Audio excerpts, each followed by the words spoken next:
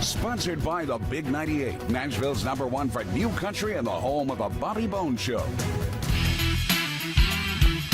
We're thrilled to have on incredible singer, songwriter, multi-instrumentalist, and the leader of McBride and the Ride, Terry McBride. Eric, thank you so much for having me. It's a pleasure meeting you. And I have been wanting to get you on this show for so long. Oh man, I appreciate that. I mean, what a storied music career. And you and I were talking to, particularly with McBride and the Ride, back together again. I was joking with our producer Corey that you're putting the band back together. Yeah. It's like, originally formed in 1989, right? That's right. That's when we met Tony Brown and got signed. Yeah. And then we had a first single came out around late '90. By the time we got everything, recorded and rolling. Yeah. And then finally had a little hit in '91. Took a couple, 3 singles to finally catch on. But that's not bad, though. No, it was. And especially with Tony Brown, being with MCA at the time in your corner. Yeah, man. Of all the people, I was living in Texas, and he was working with all of the people that I was into at the time. He had just done that First Law Love It record, and right. Steve Earle, yeah. Patty Loveless. And so of all the people, it just worked out, man. I've been making trips up here, trying to meet people, trying to pitch my songs around. It was not going well. It was just, I was just getting started, good ideas, okay songs. It just took me a while to, bring everything together to where I finally had that song that opened a couple doors for me. And fortunately, Tony Brown's door was one of those. That is incredible. Well, I wanted to also bring up that with McBride and the Ride, you guys have a new EP out. Right. Marlboros and Avon. Yeah. Which seems like an interesting, combination. It's like, and you could have had like an Amway. Yeah. It's like, how did you come up with that If you're title? going to go back, why not grab all of those iconic... Bundle them. Well, I came across that song from a guy on Facebook, of all places. This guy, Mark Harris, that I did not know from out in Sweetwater, Texas. He's like, Terry, I'm a big fan. Man, if McBride and the Ride was going to cut something, I think I got a song that would be cool. And he did. He had that song and that idea. And I said, man, Mark, I love this. Could I change it up just a little bit? Could I rewrite just some of it to make it even more personal? Right. Because it had some lines in there that just hit home for me growing up in small town Texas. Definitely. And he was so kind and so cool. And his buddy Bill Vaughan also is a writer on that song. And so he just let me go in and change it, tweak it, rewrite it, and then we went in the studio and cut it. But I grew up in the high school days. For me were that mid-'70s. I graduated in '77. Great music. We were talking off air about that era, and Austin was exploding with the outlaw country thing was happening, and so I could just relate to that song in that period and that time, and that's what music is about. Right. If you can connect, then you're onto something, especially as a writer and a listener. Right.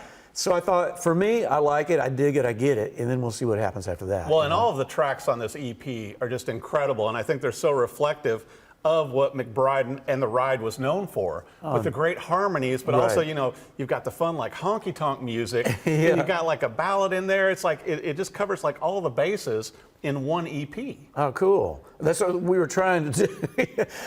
When we thought about putting the band back together, I'm sort of a pack rat. I keep a lot of stuff. You collect a lot of things. I do too. I have a little place I can keep them. Right. I have a little small house where I take everything my wife doesn't want at our house.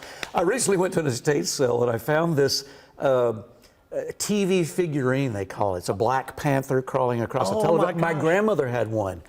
And so a songwriter friend that I know, he was selling off and downsizing. So I got that, a couple other things. And so I took a picture of it and sent it to my wife. I said, this looks pretty cool. Do you think we have a place for it at the house? She said, looks good right where it's at. So I just continue to take what I want over there, and it's kept our marriage together too as well. It's like you have a separate man cave. That's what it is. It's really a smart way to do that. Well, and I've written and recorded there. I cut a lot of my vocals there. These days I bring my engineer in and we set up shop and we can get a lot of work done there. It also has nice storage where you always need that. Well, and it's so funny, and I brought this up in the beginning of the interview. You being a multi-instrumentalist, it's like you were known as a bass player for so long, obviously with Delbert McClinton and with Brooks and Dunn, but also an accomplished guitar player, and you have a vintage drum kit now. I always loved drums. Well, when I was young, the band I was in high school, my dad was on the road, and my parents had divorced, so I had a house of my own. And you played with your dad. And I played with my dad as soon as I graduated high school. I spent 3 years on the road with him. But at my home, we lived next door to my grandparents. So they sort of monitored me as best they could. But you know, imagine having a house to yourself in high school. But the drums were always set up. The PA was always set up. So I could just put a microphone, a PV mic back then, on my stereo, and then I could play along, you know, just blaring through the house. But so much fun. If you've ever played drums, and if anybody's tried, you don't have to be good at it to have fun with it, for sure. That's kind of still where I'm at. But, and I always wanted a cool kit. I found through our drummer, Billy Thomas, who's a great drummer, he found this little kit and said, man, I got a cool kit. I think it might be something you'd like to have. Because I was looking for one, but really in amazing shape. Original drum head with the 60s font, Ludwig on the front. Yeah, a lot of cool features to it. You know, if you're going to get one, get a cool one if you can. And so I finally got one, but yeah, it's fun. Well, you know, I got to bring this up too with McBride the Ride. Obviously, you know, getting back together with the guys as you have, Terry, each of you have had incredible careers. I mean, standalone. You know, once the band kind of disbanded, and you guys went your separate ways, I got to brag on you for all of the hit songs that you have had. I mean, and everybody has recorded your songs. Well, it's looking back, doing these interviews when people bring up these songs, it's kind of mind-blowing, you know, because I wanted to be a songwriter. I started early in high school, and my dad had Billboard magazine, and when I found a song I liked, I could go on there and see who wrote it, and I was just fascinated by that, you know, because then I started seeing my favorite songwriters popping up on a lot of those songs over the years, especially the 70s, you know. But, you know, I just had the bug early from my dad, you know. He was a multi-instrumentalist and extremely talented guy, had an office outside of our home where he would go and write, and I just wanted to be like him, you know, and I wanted to create music. There got to be a point where I enjoyed playing it, but I thought if I'm going to make my own way, I need to create my music, you know, my own music, and see what I can do with it. And so I really got focused on that. I got my life kind of together, and went on the road with Bill Carter and the Blame. Met Bill and Ruth. They really just took me in and elevated my level of songwriting. They were having cuts by Stevie Ray Vaughan, Fabulous Thunderbirds, on and on. I mean, they had some amazing career going on as a husband-wife team songwriters, and they just took me in and we started writing songs, which became the demos that we cut in Austin, which led to me getting signed to MCA. So, well, I got to ask you this too, with cuts, you know, obviously with Brooks and Dunn, with Garth, with all of these artists that have recorded your songs, what's one of the standout songs that you've written? That, where, kind of like we were talking about the Graceland moment, you know, when you got to go through the gates, you know, at Graceland, what was the standout moment? What was the song that you feel kind of put you on the map? Well, I know the song that started everything for me was a simple, like 3-chord country song called Can I Count on You? It was the very first hit that we had as McBride the Ride. It was the least tested song that the label ran all this testing and research. It came in at the bottom because it was so simple, you know. But Tony Brown went, man, I signed you because of that song, and we got to release it, you know. So it's sort of a last-ditched attempt. They did, and the little video back in the day, 91, it was real tender and heartfelt. It caught on. And it created a little movement, you know, that you got to have a hit sometimes. And the song just took off. So that song will always be, you know, a special song for me. It's just, you know, one of those, even we were cutting it in Austin, Texas, we thought, wow, we're going to go to Nashville and George Strait might cut this. You know, that's what we were hoping for. You know, and so it really, it played out perfectly for me to kind of get my foot in the door and continue, you know. Well, and the Sacred Ground album went gold. That was our first really successful record. The Burning Up the Road album was our first one. It started selling and allowed us to cut a second album. And then that album, we had our first #1 with Sacred Ground and a few top 5s off of that album. And yeah, still play all those songs, still remember them. Well, speaking of which, I've got to ask you this, you know, because you and I were talking before we came in studio, to where you had the pleasure of being the opening band for Stevie Ray Vaughan. Because, I mean, you were in Austin at like the perfect time to where, you know, you were hanging out at the same music stores. And you know, we were talking about Jerry Jeff and we were talking about Stevie Ray Vaughan and all these people that were frequenting the same music store. And you ended up being in a band that opened for Stevie and toured with him. Oh, Eric, it was mind-blowing because I was such a fan. I had those Stevie albums, and I had my '63 Strat at the time. I was pretending to be Stevie, you know, learning those licks, and he had those, you know, he was so masterful. I mean, I was just attempting to do what he already had mastered, you know. He was so amazing. But through Bill Carter, I'd left Delbert McClinton, and my drummer friend Roddy Colonna was in this band with Bill. He said, man, he's putting a band together to go tour with Stevie. Come audition, you know. I went, yeah, I've got nothing to do. That sounds good. So I went over, got the gig, and about a week later, we loaded up in a van, and we went all the way from Austin to, we went through, I remember we played Fayetteville in Arkansas. We worked our way all the way up to the bottom line in New York and back, you know, Virginia, Philadelphia, and it was with Stevie every night, you know. And we would come out and play at Crossfire because Bill and Ruth had written that with the band. And so we played that every night with Stevie. Then I would just sit off to the side and be captivated by Stevie's amazing, brilliant playing every night. Just not really an entertainer, performer, musician that you could walk away from, you know? I mean, I would go out back sometimes if the theater was small. They would mic some of his amps in a tractor trailer out back, maybe one of the Leslies out back. Right. Too much for the small room. They plexiglassed a lot of those Dumbles and blackface. He had just a variety of amps. I remember the pictures of all the different vintage amplifiers, tube amps that Stevie was using. I remember Chapel Hill, North Carolina, playing on the university there, and I just sat out back, and his solos were just ringing and screaming through the campus. And I thought, this is surreal, man. This is one of my favorite musicians in the world. And here I am out here hanging and talking and laughing and riding the bus, some down the highway. It was a time I'll never forget, and so glad that I had that opportunity. Well, and you have to tell the Christopher Cross Stratocaster story. You have to tell this, Terry. Well, that's Ray Henning's Heart of Texas Music, where I used to love that I could go in there and put strings on credit. That's how poor I was. I did the same. Yeah, one set of strings is all. I was only buying 4 strings. A bass player.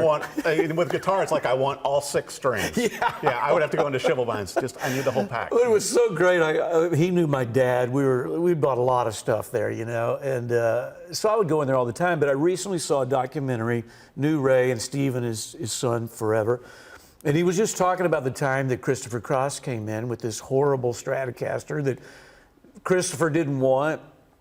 Ray Henning didn't want it either, you know, but he hung it on the wall because he had a whole line when he came in the store, a few amps in the front, and then there was just a wall of Tellys and Strats hanging. And he said Stevie would come in and just feel of the necks. That's all he did. Didn't even pick it up. He was just looking for a feeling, a neck that he wanted and didn't have. So he came in that day and he found that Christopher Cross guitar and he felt it and said, I want this guitar. And Ray said, man, Stevie, that's the worst guitar. I wouldn't even charge you for that guitar. It's so bad. And so he took that guitar and that became the SRV guitar that we all know and love. Right. Yeah. Just incredible. Well, speaking of all know and love, I've got to ask you, with McBride the Ride, obviously with the new EP out, you know, Marlboros and Avon, you guys are going to be touring. Yeah. What other, I mean, are you still doing songwriting too? I mean, what all does Terry McBride have going? I'm mowing lawns still. I'm at the little house if you want to catch me. The little house, you got the leopard on the floor. I got the leopard in there. You want to come by? I've got tours there. I need a yard sale. Do I just pull up to the gate and go, I'm friends with Terry, and then the metal gates open? As if there were gates in this little place. But yeah, come over. I'd love to have you over one day. Actually, we'll look around. And I have my parents' wagon wheel bed that I grew up with in their little house, and my dad's little Wurlitzer 145B that was sort of the Ray Charles piano, people who know that little tone and sound. But yeah, there's some cool stuff in there. We do write. I'm still writing. I get a chance to write with a few up-and-coming guys that sort of appreciate what I've done in the past, which always feels good, and I feel like I can bring something. I'm waiting I'm in limbo waiting on a George Strait cut that I'll either get it or I won't. All these years later, still trying to get a George Strait cut, which I've had a couple, which are pretty mind-blowing because that's what I came to town to do. And Tony Brown is producing that album, actually, so it's going to be an exciting time. It's like full circle. It'll be exciting or heartbreaking, either way. And I've experienced both, you know. But it's a lot of rehearsing. I'm still doing some solo singer-songwriters shows. Next year, February, I'm being inducted into the Texas Songwriter Hall of Fame. I was going to bring that up. By my buddy Ronnie Dunn. Oh my gosh. Yeah, who is the host. Yeah, you are part of the class of 2024. That's right. And Eric Johnson is part of that class, if you didn't know. Not a bad class. Yeah, and Jack Ingram and John Randall. Oh my goodness. And Ruthie Foster, I believe, is the other on that. But it's going to be a fun night and another Texas connection that I love, you know. Right. And then you're able to move so seamlessly between Texas and Nashville. And as you and I know too, Texas is like its own world of music. Man. You know, the people that are huge in Texas may not be big everywhere else, but in Texas, they've got a following. It's unreal what's happening down there, and it has continued. It started when I was young, you know, like I said, with Jerry Jeff and Ray Wiley and Gary P., Rusty Weird, Doug Somm. I had these heroes of mine, and I saw Ray Wiley when he played in Franklin a couple of years ago. I just wanted to say hey and catch his show, and I'm still fans of that music. But you're right, now it's a whole young crop of these guys that are just killing it down there. They have their own Red Dirt Radio chart, and it's I'm kind of grandfathered in, which I'm so thankful because we still play. We were just down there a couple weeks ago playing an outdoor event, 105 degrees for sound check. And then people turn out and show up with that temperature and just sweat all night with you. It's a wonderful thing. That's incredible. Well, I also want to bring up, I mean, you know, and I know you know this is coming, besides, you know, being in the Texas Music Hall of Fame in February, also, you're coming up on the 35th anniversary of McBride the Ride. Are you guys already working on... I don't know. Working on staying alive? Yeah. The documentary, Good idea. The album. We need a guy like you to make all this happen for us. I'm just saying, you know, between me and Dominic, you know, you can do a lot of stuff here. I mean, Dominic's compiling all of that footage right now. Do you have any plans, though, for next year? That's I'm glad you brought that up, because really, if you look back to when we got signed, that was '89. You know, I hadn't thought of it like that. And the cool thing about us, Eric, is, you know, a lot of bands get back together. It might be the bus driver from the original band. I mean, it might not even be a guy in the band anymore. A roadie. It's really come down to that. I know a lot of people are disappointed when they go sometimes, but it's all the original band. Right. And like you'd mentioned, these guys have all been doing cool things for the last 30 years, even when we weren't together. It's really like a super group. Billy's that's kind of when they put us together. Tony thought, you guys are going to be a super group. You're all great players. It's going to be great. You know, we didn't know we could all harmonize. That was the bonus. We had no idea. Ray Herndon is this baritone singer, and Billy is that high harmony guy you can only wish would be in your band. Yeah. And he's been doing that with Vince Gill on records for years, and in Vince's band, and Ray's been playing on those I Love It records for 30 plus years. I was going to bring that up. I mean, it's like all of you unreal. guys, and you know, and all of your work with Brooks and Dunn. Yeah, I mean, I forget I was in the band even. You mentioned that, I forgot. Yeah, I did my homework. You sure did. I mean, I was out there for 10 years, and then the bass player, they parted ways, and Ronnie came to me and said, man, I sat in one time and had to play bass. The bass player didn't make it back his father had passed and didn't make it back. And so this huge festival, I was riding my bike, and they said, you got to get in here. I went, oh, no, I hadn't played in a while, and it was a 5-string. I'd never played one. Eric, I had to take the big string off. I would have to. I used some in-ears. I wrote a few charts, but it really went well, you know, so they always joked, you know. And Ronnie said, man, take the gig. We're going to pay you. You're out here eating our catering anyway. You know, nothing's going to, we're going to write hits. He made it sound pretty darn good. Yeah. And dig this, he said, man, come go take the gig, because if you do the first show, the first night, he's like, me, you, Kix, we're going to get in a little jet. We're going to fly to Omaha, Nebraska, and we're going to open for the Rolling Stones. Oh, my God. And I went, dang, I guess I could always quit later, you know, and that was my first show with Brooks and Dunn. They opened for the Stones in Omaha, the big arena downtown, you know, and it was pretty mind-blowing. I'd seen them before, but man, they were on that night for whatever reason. It was so good. And then it gives me goosebumps, Terry, because I mean, your life, I mean, come on, let's, you know, I mean, with what you did in Texas, you know, and obviously playing with your dad and growing up at the perfect time in Austin, you know, and then you get to come up through and you get the private tour of Graceland, and then, you know, and all these things, I mean, you know, with Stevie Ray Vaughan and with Delbert McClinton, with Brooks and Dunn, with McBride the Ride. Some of my favorite people, too, not that I just had experiences, like Ronnie was one of my favorite singers, you know, I loved his stylistically, he was just killer, you know, his rangy guy. So when we got together, we hit it off, you know. They recorded a song of mine called I Am That Man, and Ronnie's like, come over to the house, man, I want to hang out, and let's just hang out together. So we did. Then he called me back. We had so much fun. He goes, man, I got a bus. I'm getting off the band bus. I got my own bus. I'm going to California for like 15 days. Come go with me, you know. And I did, and we wrote like 10 songs on that trip.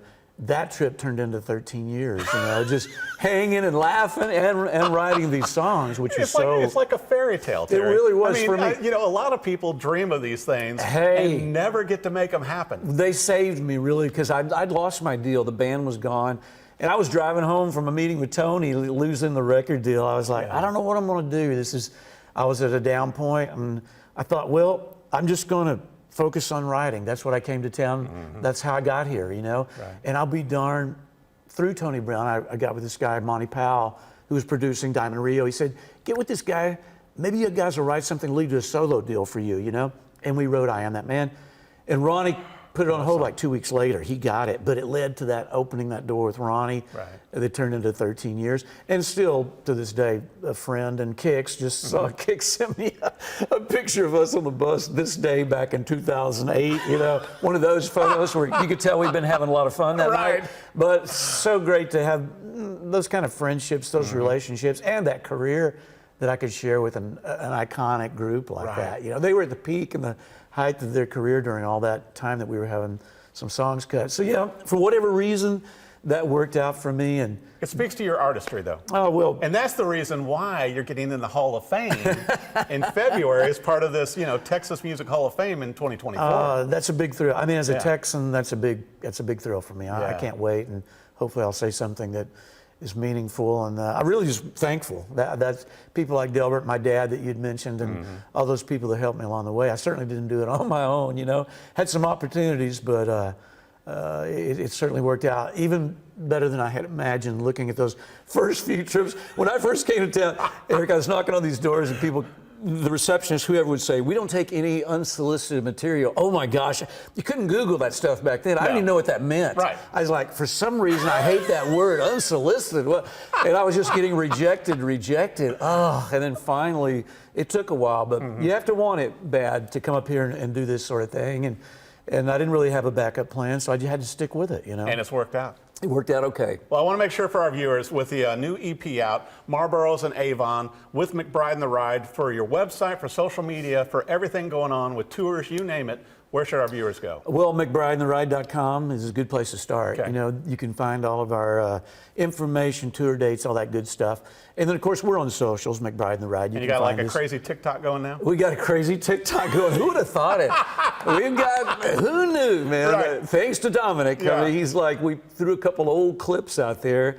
And man, we reeled in some fans. It's unbelievable. So, well, and I want to see some of the pictures from, like, you know, different times from all of you guys. You've got it. You go from mullets to whatever. We've got. It could come back, Terry. It's coming back. You know? Who would have thought it? But well, I'll tell you what. I love the EP. I can't wait to see what you guys are going to do this next year. I know the tour is going to be great. Thank you. The songs, every one of these songs is just a gem on here. Oh, thank you so much. With the harmonies and everything that you guys did. We worked hard on it.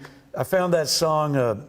The Honky Tonk song on a cassette, said 1991, San Angelo, Texas, Santa Fe Junction. I remember it well. And I just happened to find it, and I put it in this little jam box that I still have. And it sounded so good, I couldn't believe it. You know, I thought, we got to go back and revisit that song for starters. So we had the Marlboros Avon, we had Honky Tonk song, and then we just kind of built around it, trying to write and find those songs that complimented us. Right. As a band, we kept it really four-piece, which is we're on the road. We have Bruce Boughton, an amazing A-Team guy who played on Sacred Ground, and all those Garth, Brooks and Dunn. We're so fortunate to have a guy like that as our other band member, and he likes going out and playing with us. I mean, we're trying to keep him happy, but so far so good. But we're having fun, and we always do. And we always did, really. Business kind of got in the way, but somehow we remained friends all these years, stayed in touch, continued to talk, and then lo and behold, Ray got the ball rolling. I went out to Phoenix and played a solo show at the Musical Instrument Museum, the MIM, they call it, great theater. And I invited Ray out, got him up, the crowd loved it, he loved it. The next day he was on a mission. Like, man, we need to get this back, we should be doing this, and then here we are. Well, you know, and it's so funny because I was saying, it's like, it reminded me of the Blues Brothers. It's like going, we're putting the band back together. It's like, really? That iconic phrase, that's exactly what I thought of. You said that earlier. I went, you know, that's very fitting, to say the least. It is, but it's like, but what a great moment in time. You guys still sound as fresh and new. And I mean, even the songs, to me, you know, it gives a new flavor to McBride and the Ride. Oh, thank you. Yeah, we wanted to take a little bit of that 90s vibe, which we're known for, but kind of bring it into a modern day setting if we could. You know, it's real basic country music at this point for us. That's just kind of what we did.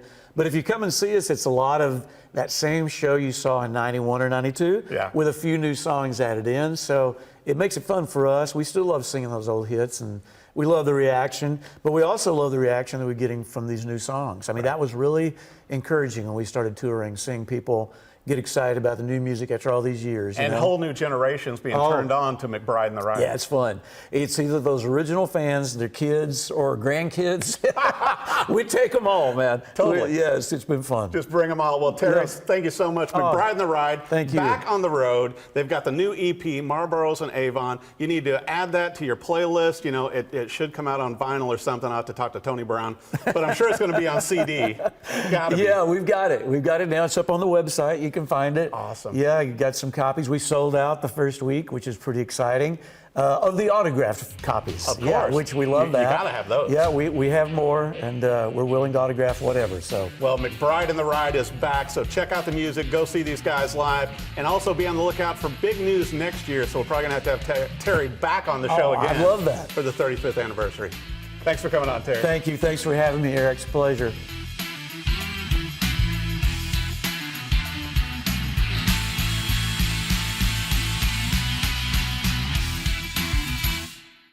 Sponsored by the Big 98, Nashville's #1 for new country and the home of a Bobby Bones Show.